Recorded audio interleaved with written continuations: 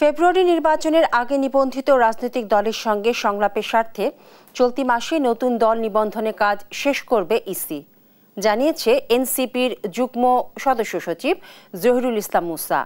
সোমবার বিকেলে ইসি সচিব আক্তার আহমেদের সঙ্গে এনসিপি প্রতিনিধি দলের বৈঠক শেষে এই তথ্য জানান তিনি।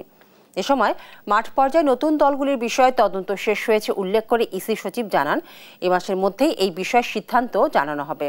এদিকে প্রবাসীদের পাশাপাশি দেশেরও যার পেশাগত কাজে নিজ সংসদীয় এলাকার বাইরে থাকবেন তাদেরও ভোট দেওয়ার ব্যবস্থা করা হচ্ছে বলে ইসি থেকে জানানো হয়েছে বলে জানান এনসিপি নেতা জহিরুল ইসলাম।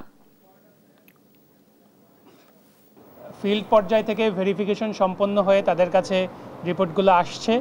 এই রিপোর্টগুলো কমপ্লাই করার পর তারা সবগুলো বিষয় নিয়ে হয়তো এ মাসের ভিতরেই সকল রাজনৈতিক দলের ব্যাপারে, শুধু এনসিপির ব্যাপারে না, অন্য যে কয়টা রাজনৈতিক দল উত্তীর্ণ হয়েছিল তাদের যাদের রিপোর্টগুলো পজিটিভ আসবে তাদের সবার ব্যাপারেই এ মাসের ভিতরেই একটি ইতিবাচক সিদ্ধান্ত দিবে।